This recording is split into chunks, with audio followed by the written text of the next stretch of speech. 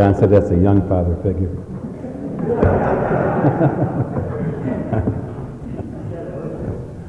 Kevin, come on up. Before I get started tonight, Kevin's going to put an empty chair up at the front of the stage, and that's to represent the still suffering addict who's not here this evening. You can put any name to it that you want. I have a friend of mine out there that's suffering tonight. His family's suffering. His children are suffering because of this disease. And our prayers want to go out to him. So wherever you know that it needs to be in this empty chair, you can just put that person right in that empty chair, and Kevin's going to lead us in the Serenity Prayer. Our second Serenity Prayer. God, grant us serenity to accept the things we cannot change, the courage to change the things we can, and the wisdom to know the difference just for today.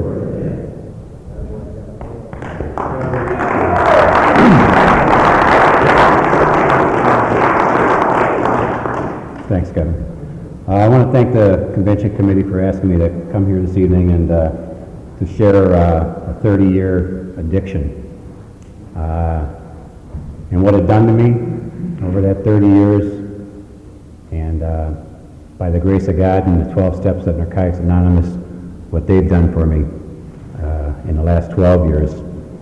And I'm not here to entertain anybody, to tell jokes and try and get invited to your New Year's Eve party. I just try to get as honest as I can because that's what this fellowship has meant to me, because I wasn't honest at all before, and I suffered unbearably because of that, because of all the little secrets that were hidden and all the things I didn't want to face. And that's why I wear this shirt that says no self, because I don't want no self-centeredness in my life today. I need to have some God-centeredness, and I need to have you people in my life today. And this is where it all starts for me, at a Narcotics Anonymous meeting. You know, over the years, I've gone to other countries and other states, and I've been at a lot of conventions, and I've sat with a lot of people, and I've talked with a lot of people, and I've cried with a lot of people that were very influential men and women in this fellowship, and it's meant an awful lot to me. But for the last 9 years, my wife and I have been coming to North Central Indiana for the Together We Grow with Love convention here, and through the people of this convention and in this convention itself, we've truly learned what the joy means of keep coming back. And we love this area, and we love this convention, and we're very happy to be here tonight. I need to qualify myself so that you can understand that I've earned my place in this fellowship, and that I feel the pain. And I think one of the greatest things that we can do for each other in Narcotics Anonymous is to share that pain with each other. Because I need to know that I'm not alone with this, and that anything that I've gone through, somebody in this room has gone through it before me, or is going through it now, and they can be of aid to me. And I need that in my life. I needed it the first time I walked in here, and I need it today. And I don't mean to offend anybody tonight, and if I say anything that does offend you, let me apologize right now, because I'm sorry. I don't mean to offend anybody. That's not my desire tonight.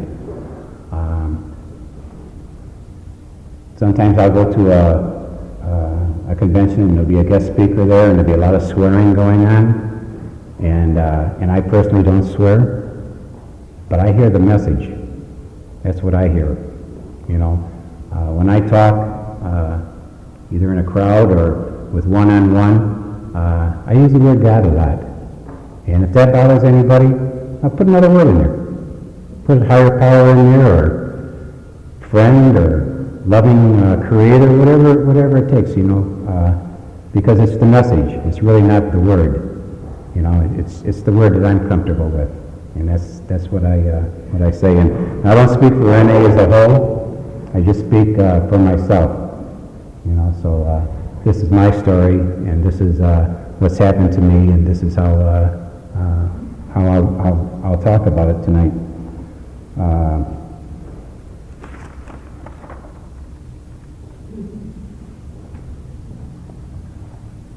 As a young person, maybe, you know, from school age, maybe 5 to 16 or something like that, I lived in a rural area in Michigan, and there wasn't a lot of kids on my street. Like I say, it was in a country area, and there wasn't a lot of kids my age, and I had an older brother, and he had friends, and I was too small to fit in with him and his friends. And I started feeling the pain of not being wanted at that very young age. And I turned to a world inside me to get away from that. And I would do whatever the big boys wanted me to do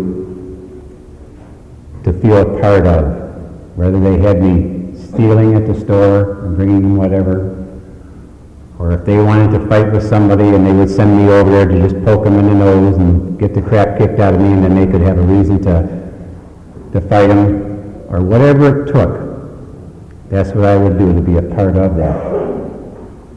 But inside, when I lived in my own world, I could be a big man, and everybody could be afraid of me. And that's the world that I lived in the secret world that I lived in. And I've done that for a lot of years, and I kept those secrets inside me. And no matter what the fellows wanted me to do, no matter how dangerous it was or how much it was against the law, I would do it so that I could put some kind of fear out there so that people wouldn't hurt me, and I could be a part of that. And that went on for a lot of years when I was a young boy. But then when I got about 16 years old, my brother went into the service. He got caught in a stolen car, and back then the judges used to give you a choice. You could either do a little bit of time in jail, or you could go into service at that time. And he went into the service, and I was left all alone through my high school years. And that's when my addiction turned to drugs. Actually, it turned to alcohol at that time. In that country area, they didn't have a lot of drugs at that time. And I started drinking. And I became that young boy in the school who was always drunk. At the football games, I would be under the bleacher, and I would be drunk. And I would be trying to hide my fear and mask what was going on in life that I couldn't face without my big brother there to protect me. And the alcohol gave me that courage, and the violence started. And I had gotten a car when I was 16, so I got a lot of new friends. I got all the wrong kind of friends. And the drinking progressed, and the violence progressed, and the stealing and the breaking of the law progressed. And I found myself being locked up in jail on numerous occasions, and on probation for different things at a young age there. And but the drinking wouldn't stop. Even if the fellas had to take me home at 9 o'clock, because I had to be in at 9 o'clock for my probation, they would prop me up against the door, ring the doorbell, and run off. And my mother would open the door, and I would fall into the living room. And I barely got through high school. I think they just wanted to move me along and not have me there embarrassing anybody else for a while. And at 18 I did graduate, but I was in a full-blown addiction at this time. And I decided that I was going to leave the Detroit suburban area and go to the Upper Peninsula. And I had a friend up there that had a farm, and he said I could come up there and he would get me a job working in the woods with the fellows that cut wood, and work with the sawyers up there. And I packed up my little bit of belongings, and I had an old junk car, and me, the car, and my disease.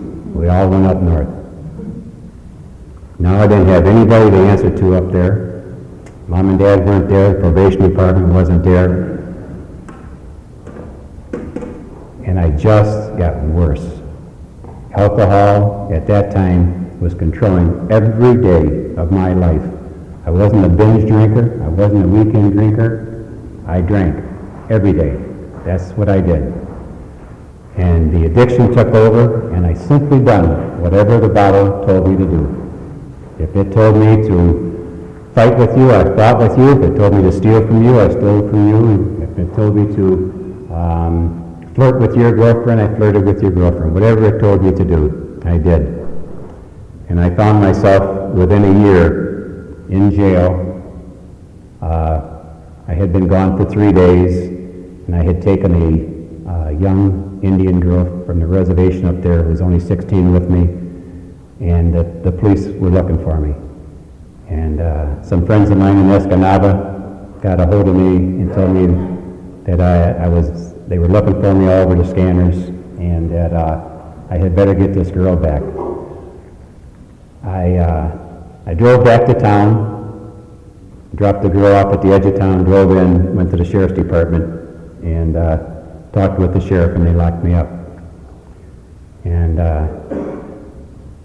this nice fellow who had been kind enough to let me come up and stay at his place,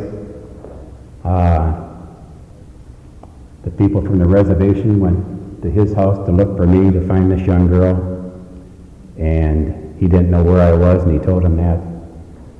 So they decided to leave a message for me, and there was 9 of them. And they beat him, and then they all bit him on his face and on his throat. And when he come to see me in jail, he had these 9 big bite marks all over his face and his throat. And that was their message to me as to what was going to happen, because I had taken this young girl. And they run tests on her to see if she had been sexually molested. That was the only time I was ever glad what a drunk I was. For 3 days I was so drunk that I'd never touched this girl.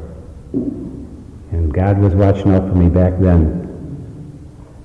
And when her parents found out that she hadn't been molested, they told the sheriff that they wanted me out of that town, and they did never, ever want to see me again. And he talked with the prosecutor, and they came in and they told me if I would leave town, that they would hold the charge for a year, and if they hadn't seen me, then the charge would be dropped. Let me out at 4 o'clock in the morning to avoid my getting injured by the people from the reservation. And I didn't go back for a long time, 30 years. I stayed away from that town. And when I come back to Detroit, I come back with 1/8 of a tank of gas, 2 cigarettes, $1, and my addiction. And I brought it with me. I called my mother. I asked her if Dad would let me come back home. Dad said that would be okay. I came back home. I got a job. I got a job at Chrysler's. And then I found out what drugs were. And from the very first time I took drugs, I OD'd. Left the Chrysler plant in an ambulance, went straight to the hospital on an overdose of speed. I never took drugs in my life to feel better, to have a good time. I took them the same way as I took the alcohol. To put as much of the pain behind me as I could, and to try and put another mask on and fit in somewhere. And the disease is progressive, and it started progressing me inside me then. So now I was not only doing the alcohol, but I was doing the drugs. I was dating a young girl at the time, a very young girl, and I got her pregnant. And her father was plant superintendent at Chrysler's, and he gave me a choice. I could go to jail, or I could marry the girl, and he would help me out to get a decent or a little better job at Chrysler's. I was about 21 years old then, and I went for that. And a little girl was born from that marriage. That marriage only lasted 18 months. And I woke up one night, or one morning rather, and my wife was gone, the baby was there. There was a note that she was afraid of me because of the way I had been acting and the violent things that I was doing with my life and the drugs, and that she left. And I didn't see her for another year and a half. And I had my sister move in, watch my daughter, and the drugs got really bad now, really rampant. I was using a lot at home. I was using a lot at work. I was using a lot on the streets.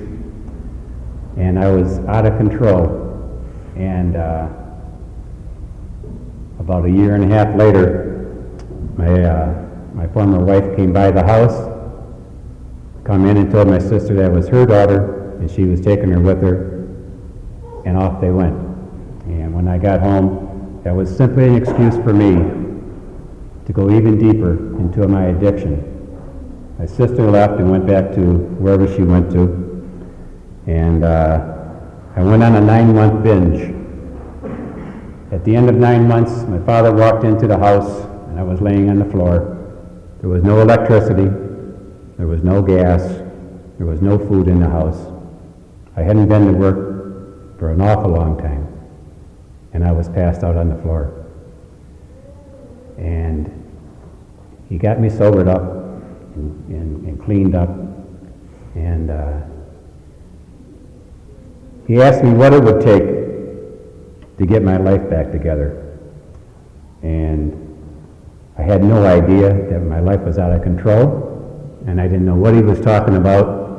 So I told him, well, if you get these house payments made up here these last 9 months and get this electric on and gas on and everything, that everything would be just fine, just fine.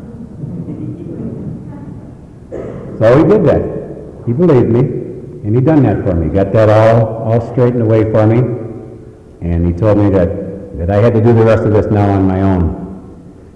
And so the first thing I did is I went out and I found another woman. I needed somebody to help take care of all this kind of stuff. And a friend of my sister's, I had dated her once when she was in high school, and she had a little girl, and her husband was in prison and was going to be there for a long time, and she still liked me, and so I asked her if she would like to move in there and have a place for her little girl, and everything would be wonderful. So that's what she done. A few months later, and my father liked this lady, and he liked her little girl, and maybe about 6 months later, I was in jail, and I called her, and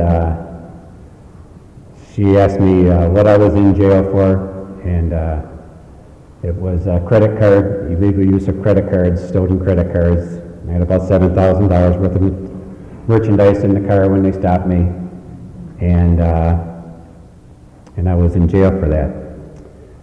So I asked her to call my father. So she called my dad, and he said, what do you want me to do? And she said, I want you to get him out of jail. And he said to her, what will you do for me if I get him out of jail? She said, whatever. He said, will you marry him and help him get his life straightened out? And she said, yes, I would. So he come and he asked me that, and get out of jail, get married, yeah, that sounds real good. I told him that's what I wanted. So he called some favors in from a judge, and we went in and we seen this judge, and the judge told me how disgusting I was, and how much he loved my father and had loved my father for years as a friend, and that he would get me out of that situation. But if I ever ended up in his court again, that he would do to me what he would do to anybody that hurt a friend of his that he loved. So I got out of that jail, and I did what come natural to all of us. I moved out of that judge's district. Got me another house, and set up housekeeping the same way. And now I have a house and a wife and a job on a garbage truck, and life just didn't get no better than that. Until the Vietnam War was kicking on real good, and they started bringing all these psychedelic drugs in, and I really hadn't had a chance to taste yet. So then I went on a long period of time using those drugs. I was just certain if I just could put acid in the drinking water of St. Clair Shores, everybody would be okay. And I tried. But a couple more babies were born during that time. And so now I had 4 children. And my house was a party house. The satisfaction just from a life of just using drugs wasn't enough. I started riding in the bike clubs. I enjoyed the nightlife a lot. I enjoyed the violence a lot. And I wanted to be the worst of the worst. And I was working hard to do that. And I was ruining a marriage, I was ruining some children, and I was ruining a wife. And it came down to a point where they were all going to leave me. Or I was going to have to stop riding with the motorcycle people, and I was going to have to get serious about going to work every day. And there was no way out of that. And I went ahead and I done that. And then I hid even more behind the drugs because I didn't have my friends anymore to show off to or to be a clown for. So I just went into the drugs deeper and deeper and deeper. The little girl that was in the first marriage that we were raising, when she got 17, she couldn't be around Dad no more.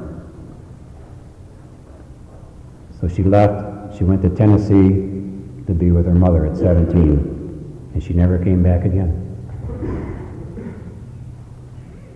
My behavior got worse as my son grew older.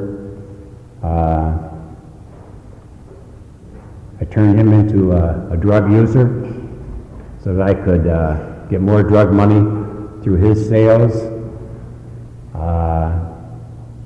I was working on the side for a drug dealer in a collection capacity.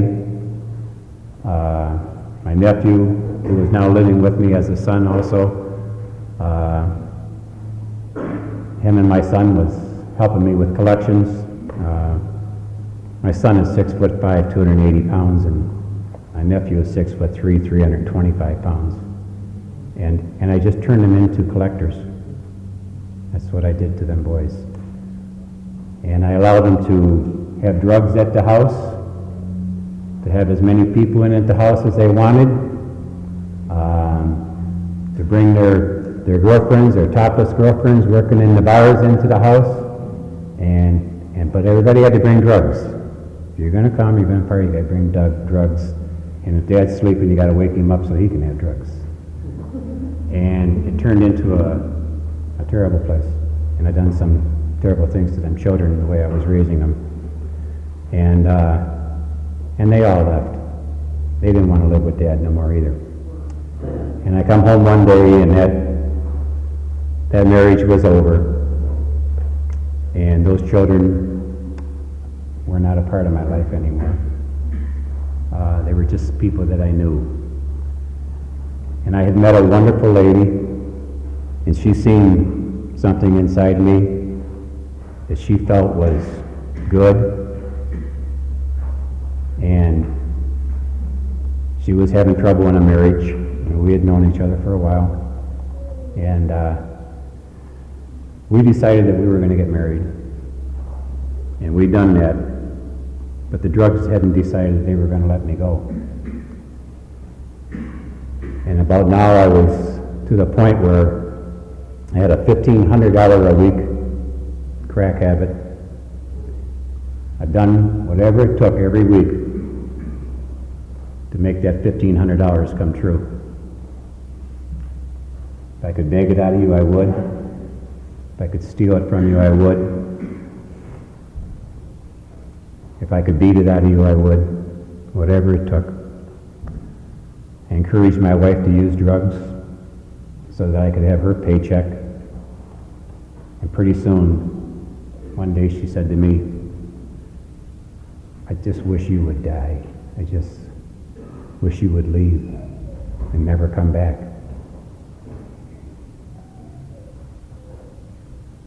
And I had to leave the house. And her 300-pound brother told me, he said, Lynn, I like you, but you can't come back around here no more. And if that's what my sister says, then just do yourself a favor and don't come back here no more. And I had a really hard time, you know. I was sleeping in abandoned trucks. I was washing up at work a little bit in the sink there and keeping a little lunch meat and a loaf of bread in the refrigerator, and I was living like that, and I was going from bad to worse. It was getting a lot worse, and I had weaseled my way back into the house.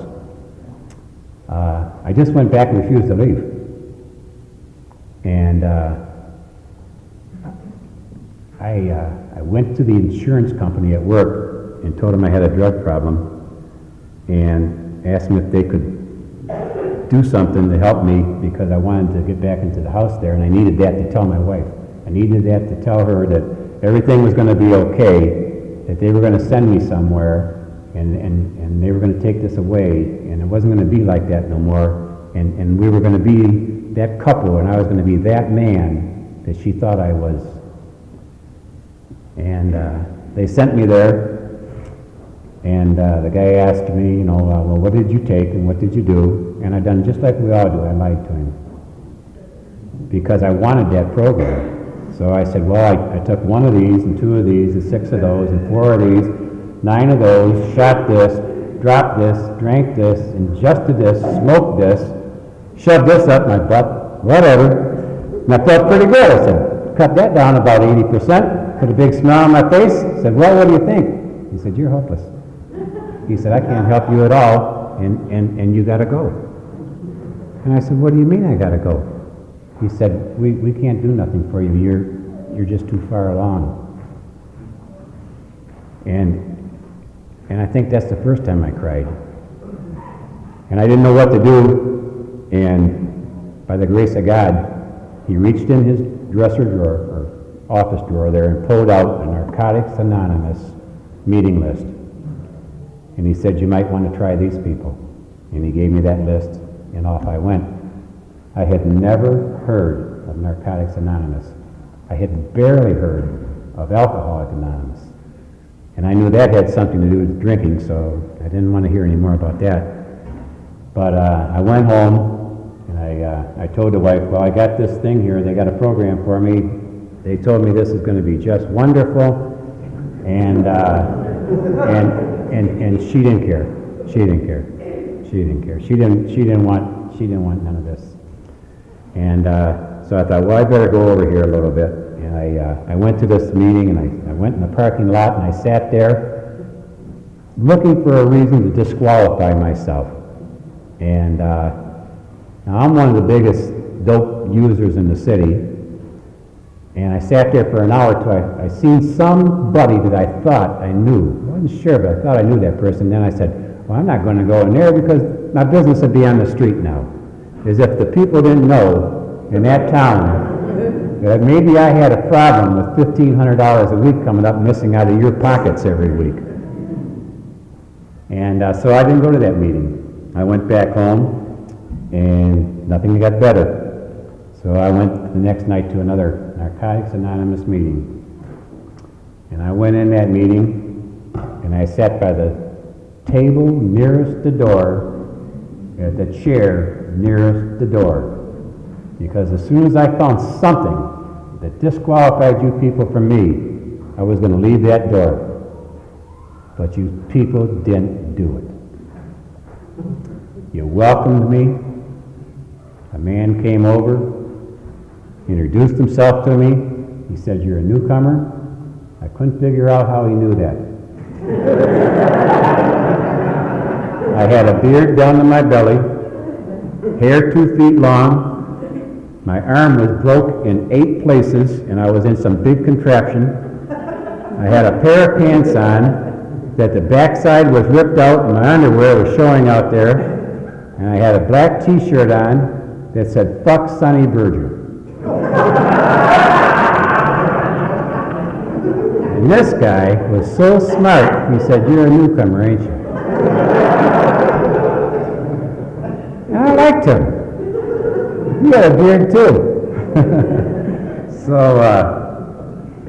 I stayed at that meeting, and he gave me a hug after the meeting, and I went back the next week to that meeting. I went to some other meetings right away, but I went back to that meeting the next week, and I didn't remember one thing they told me there, but I remembered that man and his kindness towards me and making me feel welcome. He got me a cup of coffee, and I don't think I ever drank a cup of coffee in my life, but he was nice enough to get it for me, so I hung on to it.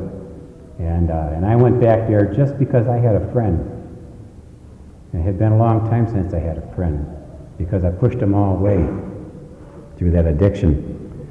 And the second night, I went to my second meeting, and I come in and I'm surveying the crowd, looking them all over there, because I'm still not going to stay. And it was a big meeting. It was in Macomb County in Michigan. There was probably 130 people there. And here come a guy through the crowd, big fat guy, pushing people out of the way. He come up to me and he said, "Lynn," he said, "I have been waiting for 5 years for you to walk through that door." I had known that man 5 years before. I had used with him for a couple of years. Lost track of him, heard he was doing something, that everything was going good. All I knew is I wasn't going to be able to dope with him no more. So I didn't know where he was and didn't care. And he gave me a big hug, and that was the second time I cried. I said, "Bill, don't let me go." He said, "Lynn, you don't have to go nowhere." I never have. In the next 580 days, I went to 580 meetings. And I listened, and you people started changing my life.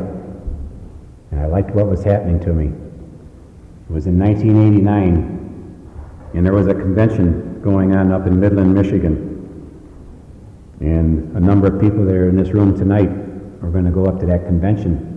And I had this property on a lake about 45 minutes from there. And none of us had a lot of money, so they were all going to come up and they were going to put tents on the property down on the beach. And we were going to save a little money so we wouldn't have to spend it at the motel, and we were going to camp out there. And we done that. And my daughter had went to Tennessee. She had a couple of children by then, and she called me up a few days before the convention, and she said, "Hey, could I come up to the lake for the weekend and bring the kids, and you could see the kids?" And I didn't know what that was all about, but I said, yeah, that'd be great. I'd like that. And so she came up there and she had the kids, and all my friends were up there, and we all had a really nice time. We had big bonfires and corn roast and lots of hot dogs and hamburgers, and we would all pile into the vans and go over to the convention center and listen to the speakers, and just had a great time. And then they had this big countdown, and there was about 1,800 people there. And it was from all over, and they started out with about 25 years, and that person, of course, was saying, "Keep coming back," and rooting on the other 1,799 people there. And it got down to 24 years, 20 years, 18 years, 15 years, 10 years, 9, 7, 5, 4. Kept going down, and more people kept standing, and more people kept standing.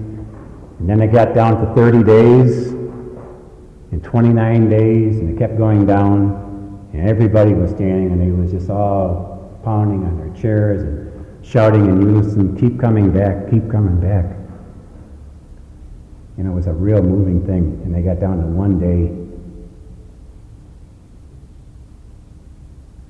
And they said, anybody here with 1 day? My daughter stood up. So the guy at the speaker's desk, he said, Lynn, said, bring that girl up here. So I'm taking her up to the front, and people are patting her on the back, and so the speaker put his hands up and everything got quiet, and she said thank you to him, and she turned and she said, and thank you, Dad. And that little girl had come home. Narcotics Anonymous was doing that for me, because I was incapable of doing it for myself. Today she's out there using, she's a full-blown addict again, but she knows about Narcotics Anonymous. She knows about the meetings. She's tried them a couple of times. And when she's ready, we're ready for her. And that chair will always be hers, you know. My life has changed dramatically over the years, and this fellowship has been so giving and caring to me. My wife is in the fellowship. She has 6 months less clean time than me. She's seen me after the first 6 months of my coming to the meetings, and she felt the need to get away from the drugs that I had introduced her to. And she come up and she asked me one day, she said, where's those meetings at? I gave her a meeting list, told her they told me men with men and women with women, and to this day we've never sat at the same table. And the women of this fellowship have given her everything that she's needed, and she has over 11 years clean today.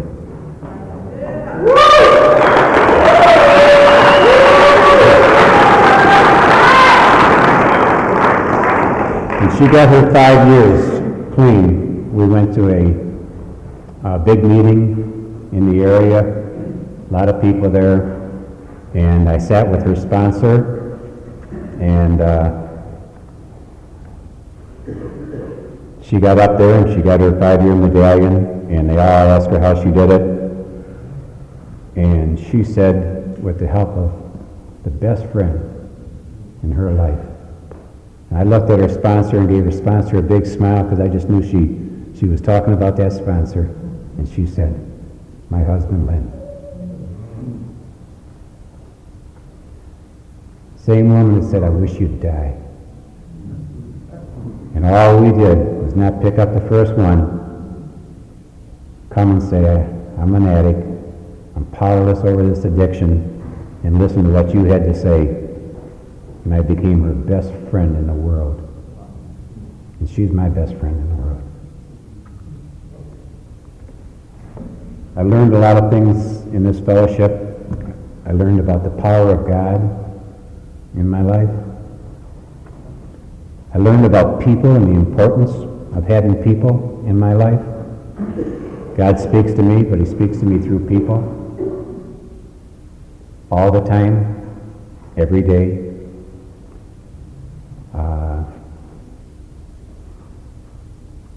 You people told me how to be a productive member of society.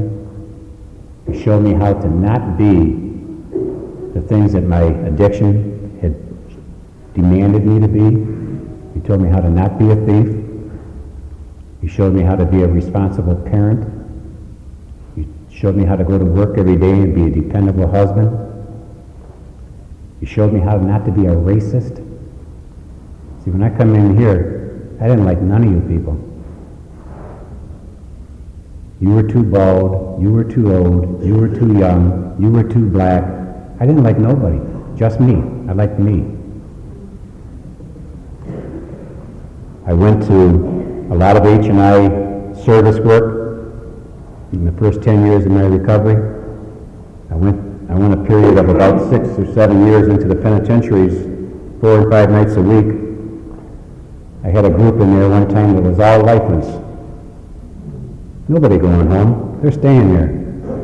Hour after I get there, I'm going home. TV, meal, family. They're not going anywhere. One day, one of the unthinkables happened. One of our sons was going to go to prison. And they were trying to negotiate a deal so he could go to a boot camp. And I went to that prison, and I shared it, and I cried, and they put their arms around me, and they said, "Lynn, we'll get through this together." There were brown arms, they were black arms, they were white arms, and they were all holding me close. And they said, "We'll get through this together." And we did. And my heart was changed, and it's never gone back. To me, the 12 steps, our recovery, the working and the reworking of the 12 steps. And I want to talk about the 12 steps here this evening before I finish. In the introduction pages of our basic text on page 15 and 16, it says, we're in the grip of a hopeless dilemma, the solution of what is spiritual in nature. Therefore, this book will deal with spiritual matters. And that's what the 12 steps are. They're spiritual principles. And that's what I've learned to put in my life, spirituality. The strength that I have from this fellowship comes from my understanding of God as I understand Him. And the 12 steps, as Narcotics Anonymous has given them to me. My life has changed a little bit in Narcotics Anonymous as the years have changed, just like years in a marriage you change. But Narcotics Anonymous has been true throughout the whole thing. And I look at the peace that I have today and in the steps. And I put the steps into like 4 categories. The first 3 steps are to me is learning to live at peace with God. And as I go through the steps, I'll kind of remind you of what I'm going through in my life. Those first 3 steps are peace with God. And then the steps of 4 through 7 are learning how to have peace with ourselves and our own skin. And then the steps 8 through 10 are learning how to have peace with you. And the last 2 are learning how to keep this peace that I've attained, you know. The first 3 steps, you know, the powerless over our addiction in life is unmanageable. We come to believe that a power greater than us can restore us to sanity. And we make a decision to turn our life and will over to the care of God as we understand Him. To me, that's just said 3 things. It says Lynn's got a problem. There's a solution to Lynn's problem. I need to get in touch with the solution. And that's where the peace of getting to know God is all about for me, right at the beginning. You know, in step 1, I needed these steps to realize that there's more to this than just a bunch of old men or a bunch of old women sitting around at a bunch of tables sharing war stories. I knew that wasn't going to keep me clean. I had to know that there was something here that worked for you, could work for me, it could work for the next guy to come through the door. And that's what the 12 steps started teaching me immediately.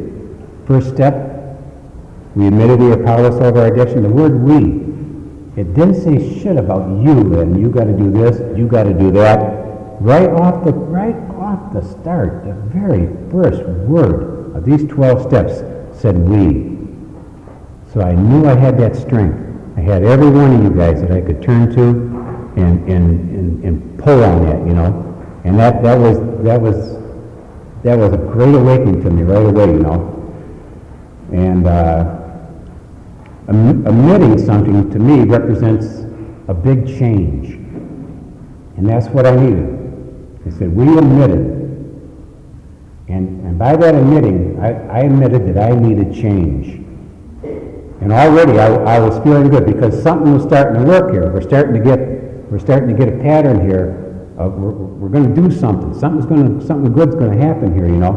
And unmanageability, to me, the unmanageability is my character defects being acted out when I use. Character defects like fear, anger, loneliness, betrayal, jealousy. When I use, I act those things out. And can you be manageable when you're acting out in anger? Can you be manageable when you're acting out in jealousy? Or can you be manageable when you're acting out in fear? I can't. And I was starting to feel good already just from step 1, you know.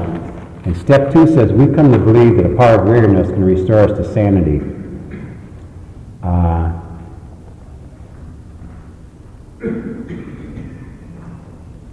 Let me say something to you, and I'd like you to listen to this real careful.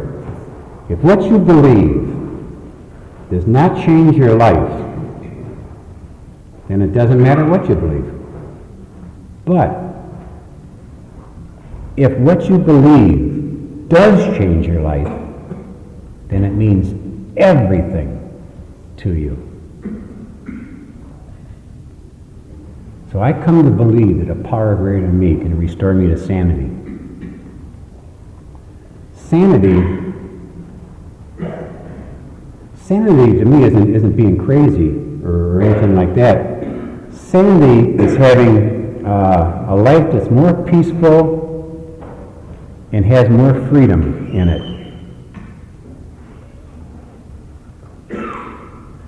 When I do insane things, I don't have any sanity in my life. I don't have any peace in my life. And I don't have any forgiveness in my life. So I come to believe that a power greater than me can restore me to sanity. And the third step, we make that decision to turn our lives and our will into the care of God as we understand them. Step 3 calls for action. Believe in something and then coming to a decision isn't going to do anything unless I put that into action.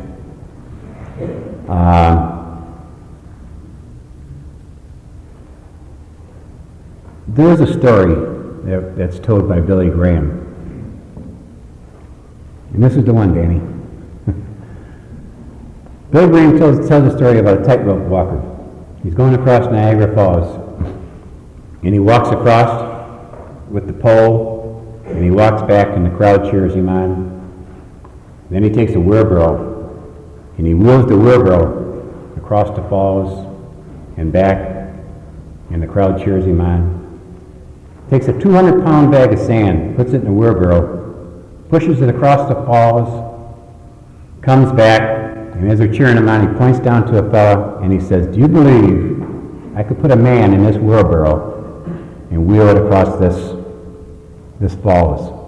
And the guy says, "I believe you could." And he says to the guy, "Get in the wheelbarrow."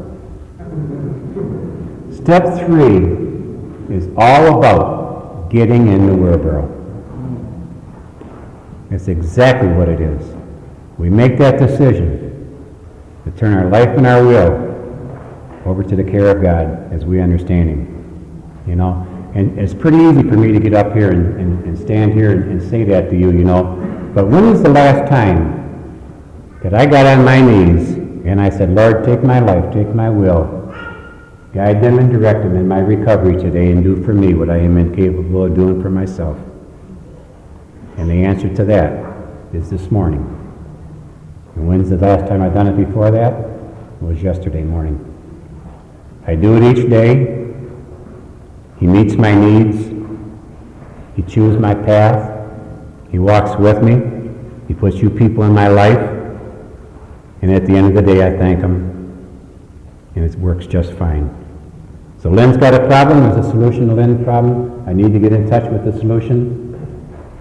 That's those 3 steps right there for me in my life, you know. The 4th step, these are action steps again. 4 through 9 are all action steps.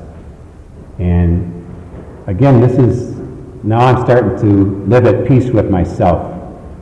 I've got peace with God. I've made peace with God. I depend on Him. I have a morning and an evening conversation with Him, as well as asking Him for support often through the day. And now this fellowship says to me, we make a searching and fearless moral inventory of ourselves. And if we really want freedom from our past and the contentment that comes with the 4th step, we'll have to be willing and we'll have to be persistent. We have to persistently work this step. Step 4 is all about willingness of the burden of the past. We've all got a past, or we wouldn't be sitting in this chair today. And I can't go forward with that past. I did rob that grocery store. I did steal that car. I did rape that girl. I did do this. I did do that. I done them all. I can't go forward dragging that behind me. It tells us to make the list. It tells us to be fearless.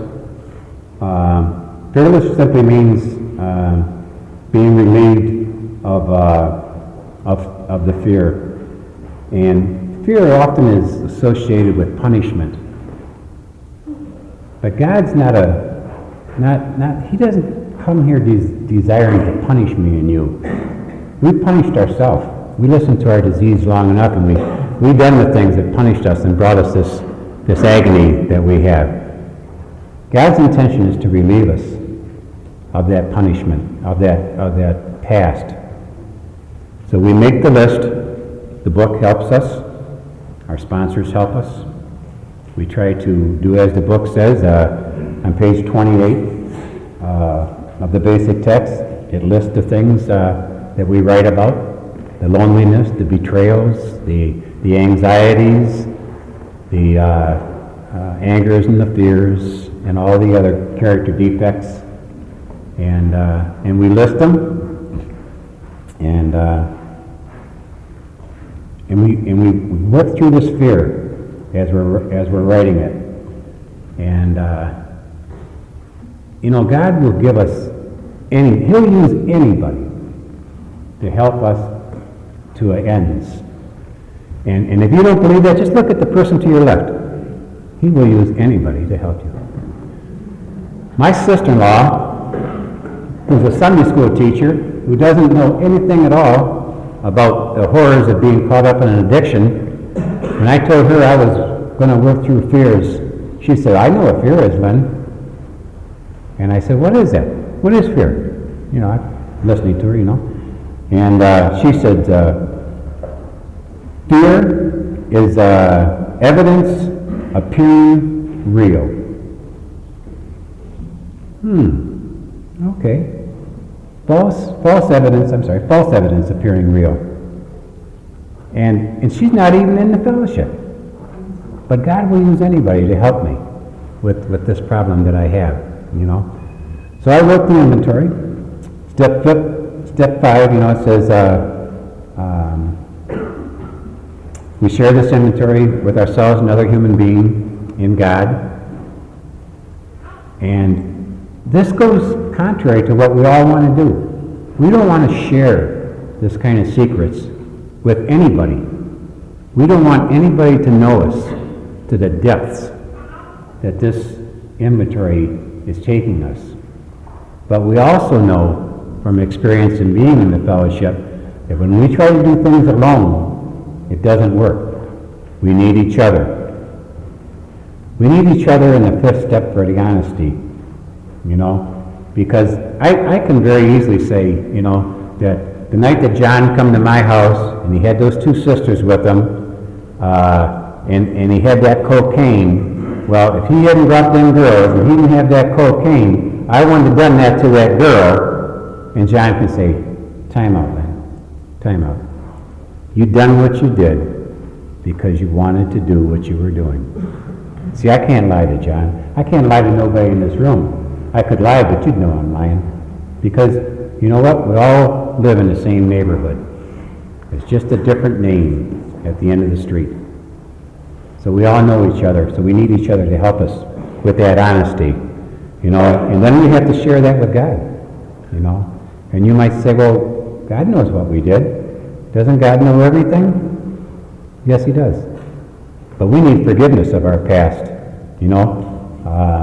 Who's going to forgive Lynn? You know, is Dan going to forgive Lynn? Is Lynn going to forgive Dan? We don't have the power to do that. There's only one that has that power.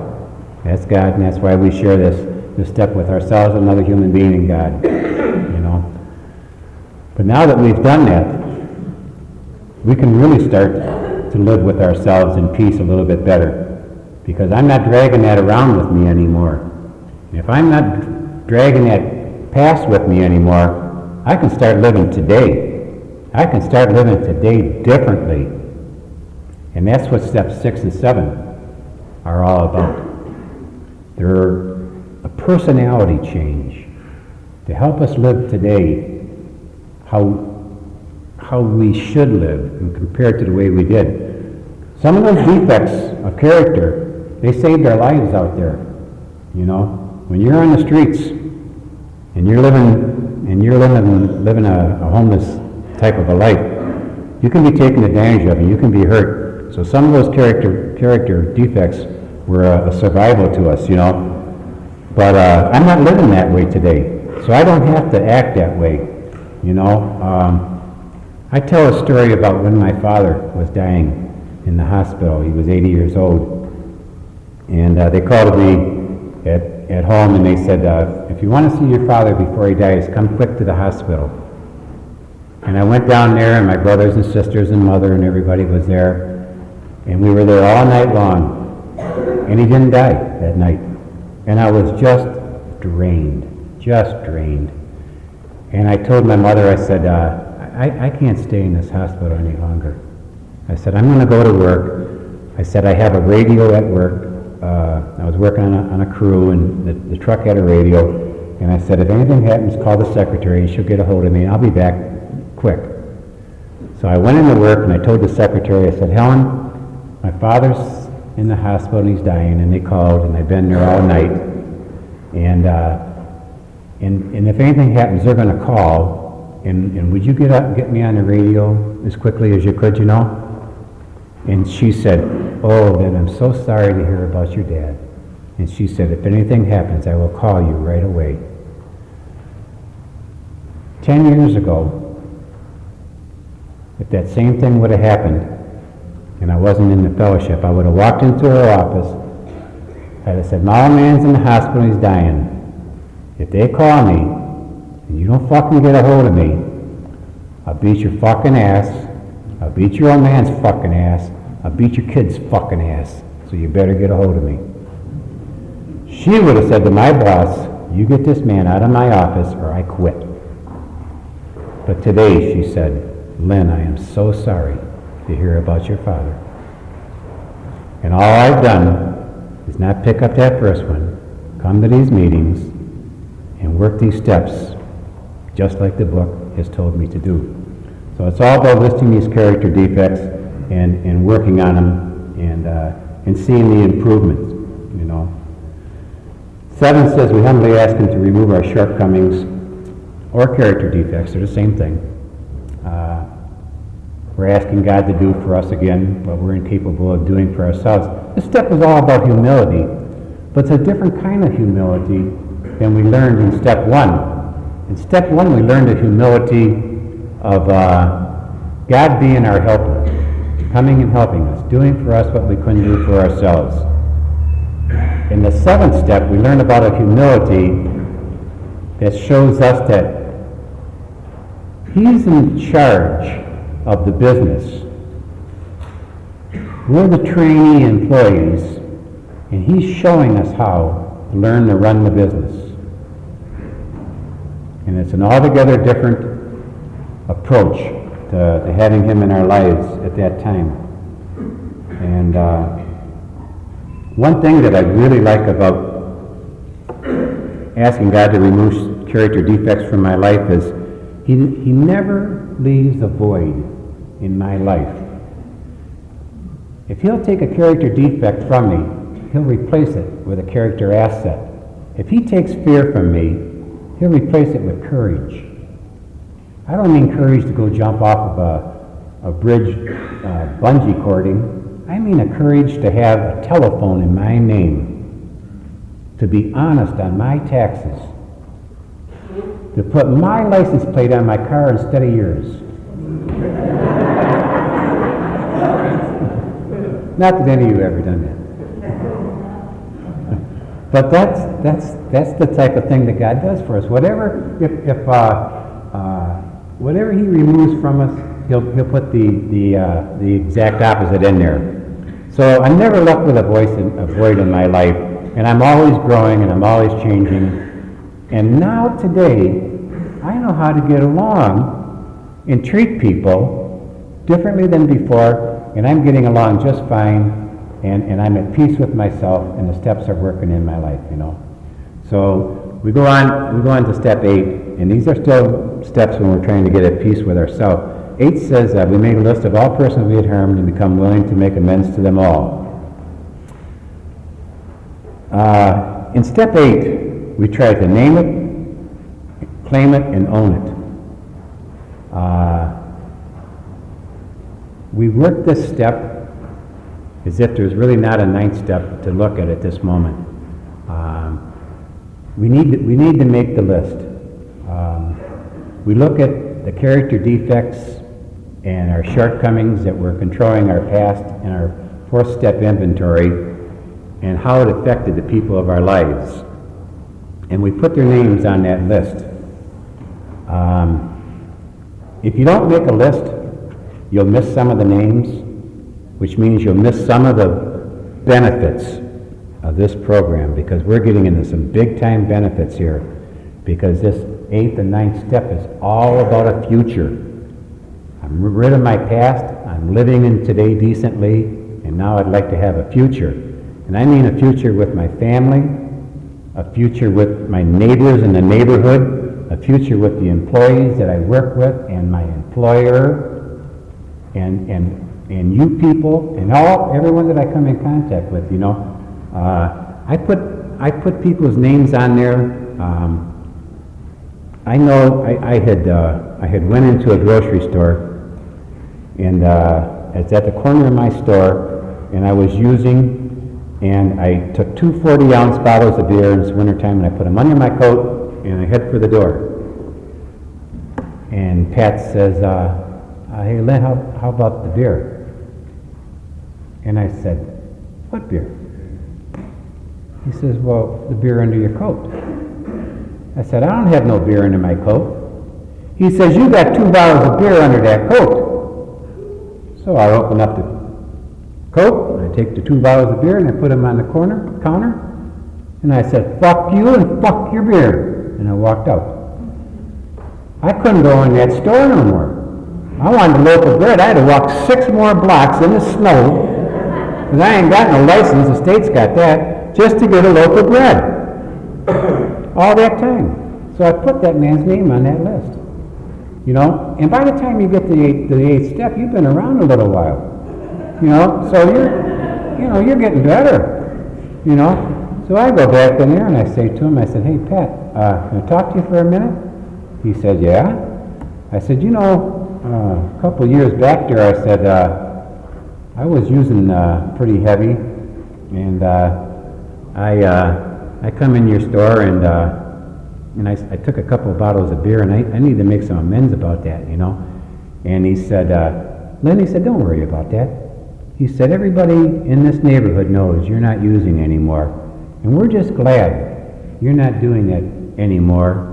And he says, and you're welcome to come into my store anytime you want, and just keep doing whatever you're doing. Don't use no more, Lynn. You know. Now I can walk in that store, and it's, hi Pat, how you doing? Good, Lynn. How's the kids? Kids are good. Your kids? My kids are good. Nice. I got a future in the neighborhood. you know?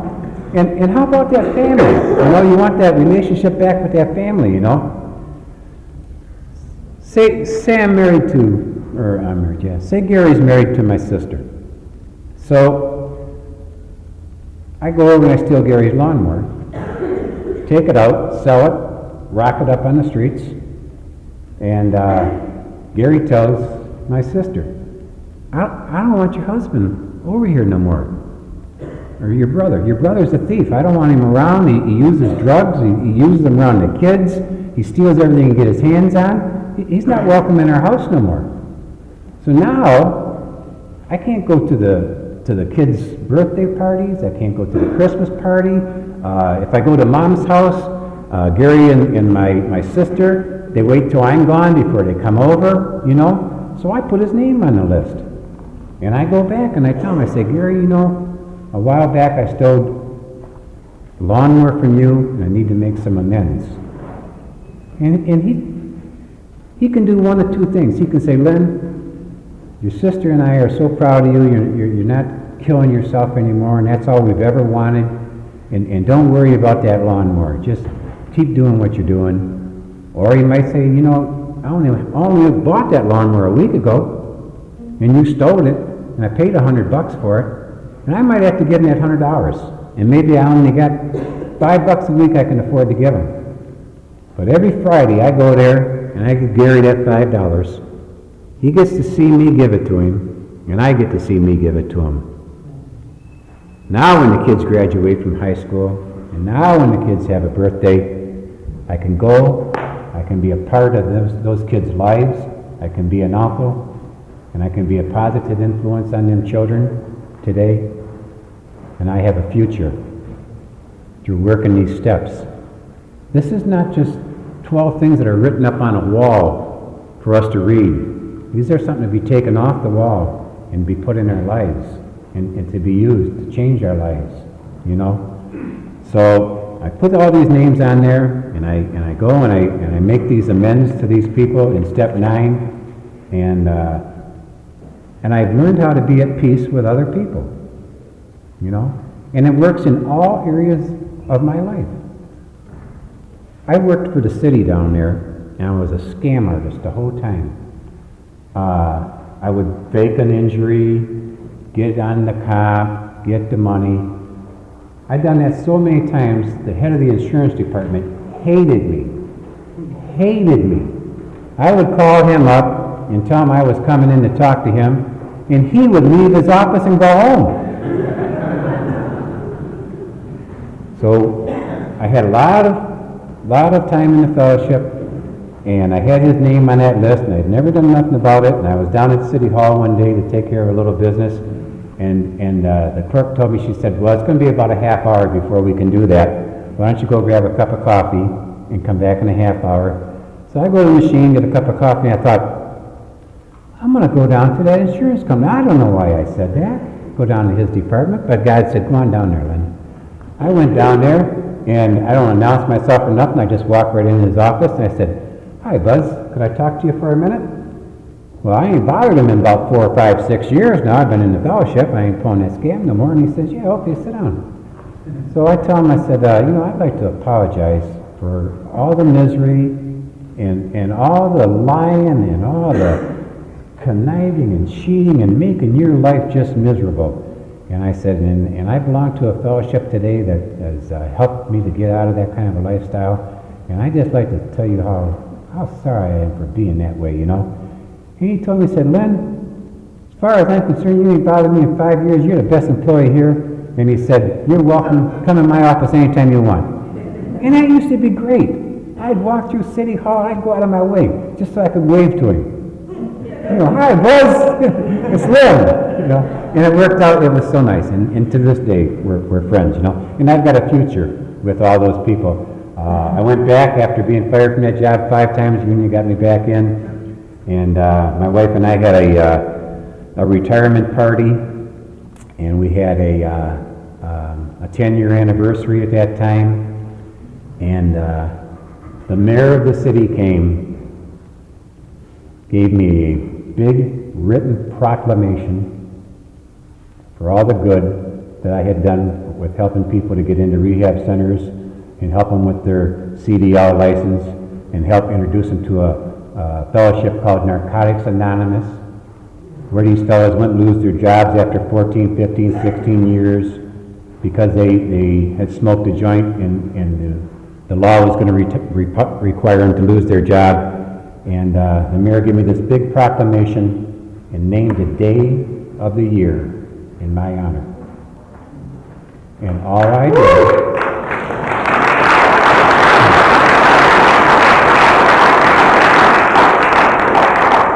I just kept coming back. I kept listening, even when I didn't understand it, and put my feet under the table and let the miracle happen. I was sharing with Dr. Bob this morning about children. My son, who I had taught to beat them till they liked it, and if they didn't like it, just beat them a little longer. They'll like it. They'll pay up. He was at that retirement party, and I thought that him and I had the greatest relationship you could imagine, because at the end of 2 years, we hugged every time we seen each other. We always told each other we loved each other. He gave up his drugging and has a good steady job and a nice fiance, and I thought that we just had the most wonderful father-son relationship. And at that party, my sponsees, many of them that I'm looking at right now, were up on that stage, and they took turns saying some very nice things to me and making my heart feel very wonderful. And when they all got done, my son come up, whispered something in my ear, and kissed me on the cheek and walked off the stage. Later, my mother asked me, she said, "What did your son say to you when he whispered in your ear up there today?" And I told her, I said, "My son said the 3 most wonderful words I've ever heard in my life. And they was not, 'I love you.' He said, 'I forgive you.'" It took him 10 years to see what this fellowship was doing for me, for it to be acceptable to him. If I'd have stopped coming here at the 9th year, I would have never heard those 3 words. I didn't give up on Narcotics Anonymous because they never gave up on me. They kept teaching me, changing me, and I kept growing as a result of being with you people. And I still don't understand exactly how it works, but I know if I keep coming back, I'll keep getting the same results, you know. So we got steps 10, 11, and 12. Step 10 says we continue to take a personal inventory, and when we're wrong, we promptly admit it. You know, we take up our recovery daily and walk the paths of this program, and we take time away from, when we take time away from the path of recovery, we invite our disease into our life. So by looking at ourselves and taking an inventory, a 10-step inventory, we're telling our disease that he's not welcome in our life. And if there's something going on in my life that's wrong, the 10th step tells me what step to go to work on it. If me and Howard are working together and we're not getting along, maybe I need to go back to that character defect list in step 6, add lazy employee onto that list, take it to a 7th step, pray on it that God would help me to be a useful employee, and Howard and I get along a lot better at work when Howard doesn't have to carry my butt. The 10th step takes us to the step to help us with whatever problem we're having. Step 11 says that we thought through prayer and meditation to improve our conscious contact with God as we understood him, praying only for knowledge of his will for us and the power to carry that out. This is a step to get to know God better. You know, way back in step 2, we talked about a power greater than us restoring us to sanity. Well, I'm restored to sanity today. I don't put that stuff in my body. I don't rip, rob, and manipulate today. And if there's something or somebody that can do that for me that I was incapable of doing for myself, I want to get to know that person a little better. And that's what step 11 is all about. Getting to know God a little bit better.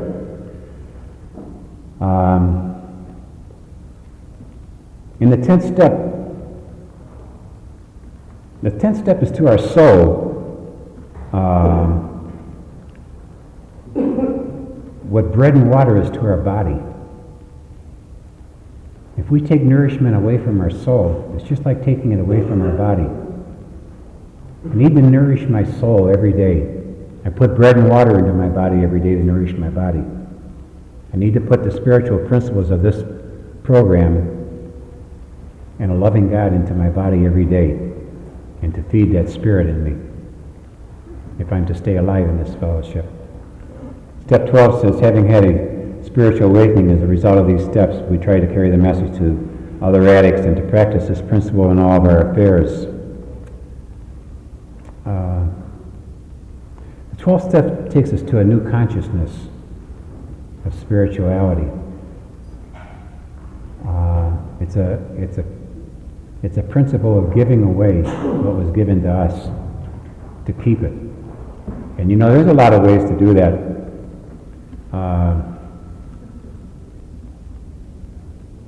You can get talks at the rehab centers. You can go into the jails. You can sponsor men. You can answer the phone. I think one of the greatest things that you can do, you can be that man standing at the door and walk up to that guy who's scared to death and say, "You're a newcomer, aren't you?" You can get him a cup of coffee and you can spend that night with him. You can share your phone number with him.